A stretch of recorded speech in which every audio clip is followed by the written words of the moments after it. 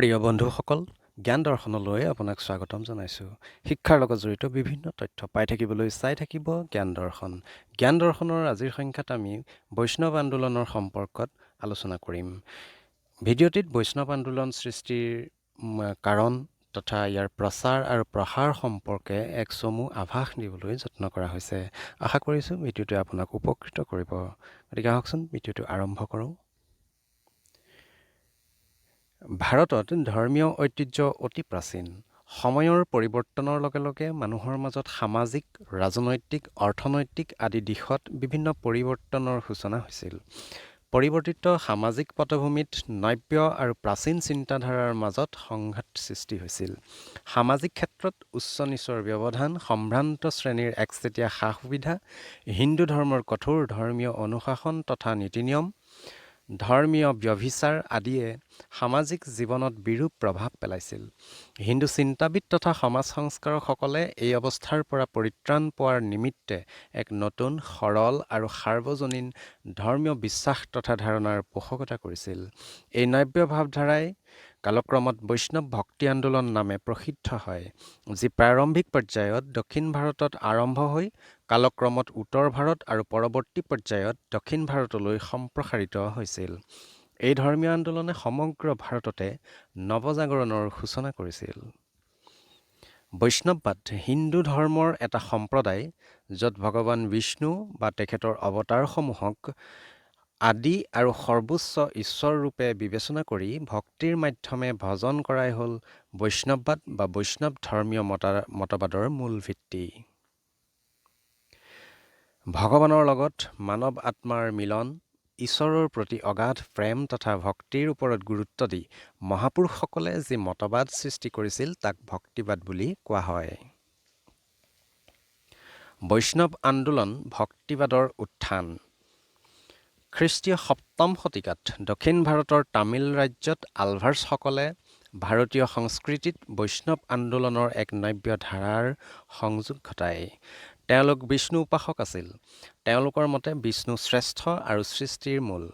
অহংকাৰ ত্যাগ কৰি ভগৱানৰ ওচৰত নিজকে উৎসৰ্গা কৰিলে মোক্ষ লাভ হয়। তেওঁলোকে বিশ্বাস কৰিছিল মানুহৰ মাজত ভগৱানক পাব পাৰি, অৰ্থাৎ জীৱপ্ৰেমেই ভগৱত প্ৰেমৰ আধাৰ।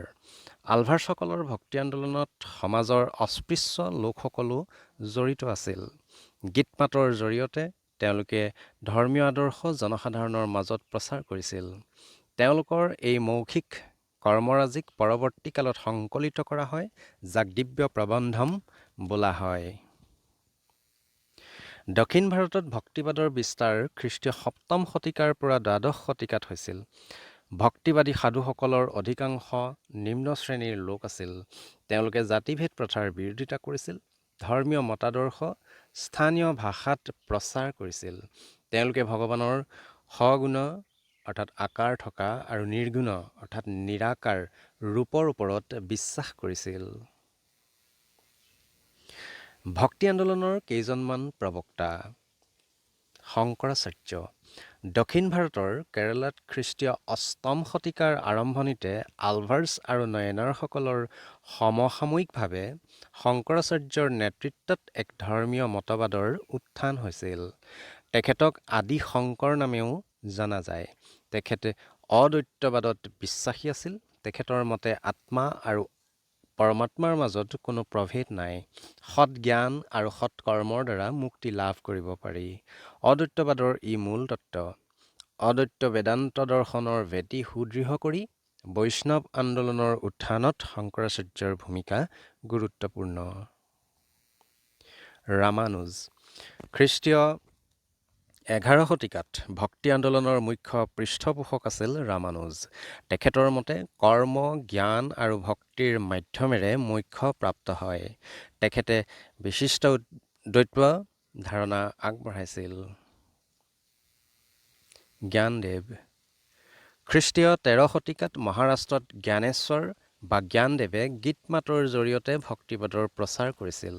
মানুহৰ মাজত যে ভগৱান বিদ্যমান সেই কথা তেখেতে জনসাধাৰণৰ মাজত প্ৰচাৰ কৰিছিল। নামদেৱ।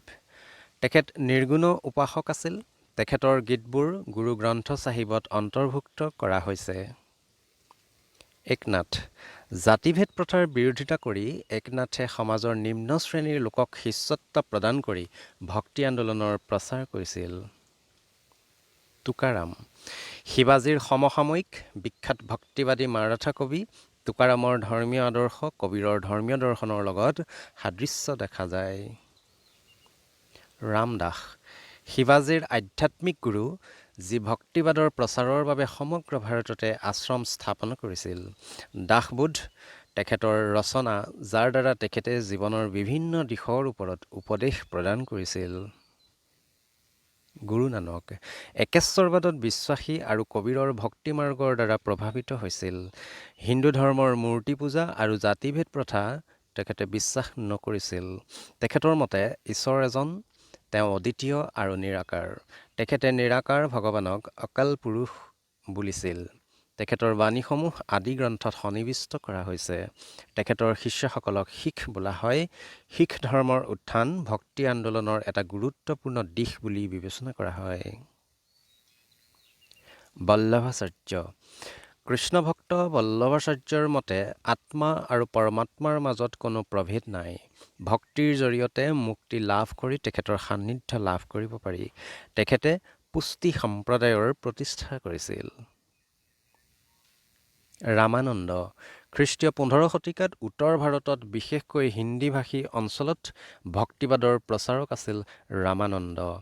ৰামানুজৰ আদৰ্শৰে অনুপ্ৰাণিত ৰামানন্দৰ উপাস্য দেৱতা আছিল বিষ্ণু অৱতাৰ ৰাম।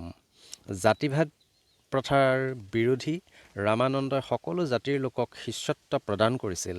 তেখেতৰ শিষ্যসকলৰ ভিতৰত ৰবিদাস, তেখেত এজন মুচি আছিল, কবিৰ, তাঁতী, ধন্না, কৃষক, সেনা, নাপিত আৰু পিপা, তেখেত এজন ৰাজপুত আছিল আদি উল্লেখযোগ্য।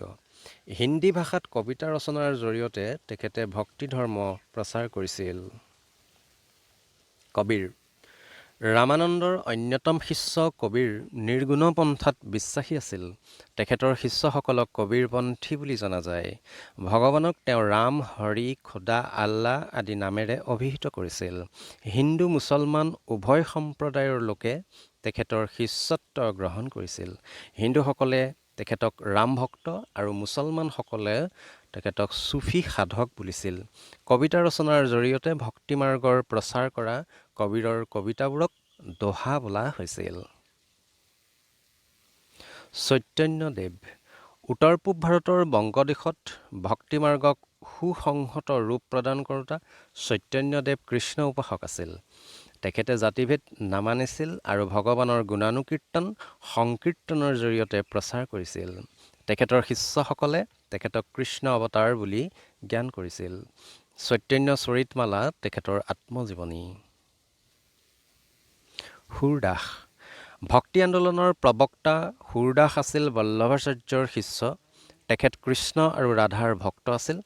তেখেত সগুণ নিদৰ্শনত বিশ্বাসী আছিল।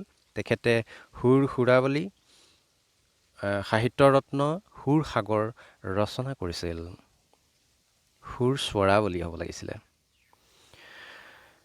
দাদু দয়াল নিৰ্গুণ দৰ্শনত বিশ্বাসী দাদু দয়াল আছিল ব্ৰহ্ম সম্প্ৰদায় আৰু পৰব্ৰহ্ম সম্প্ৰদায়ৰ প্ৰতিষ্ঠাতা। মীৰাবাই ৰাথোৰ ৰাজপৰিয়ালত জন্মগ্ৰহণ কৰা মীৰাবাই আছিল কৃষ্ণ ভক্তপন্থৰ প্ৰবক্তা।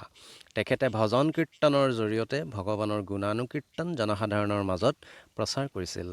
সৰ্বসাধাৰণ লোকৰ মাজত এই মাৰ্গ যথেষ্ট জনপ্ৰিয় আছিল।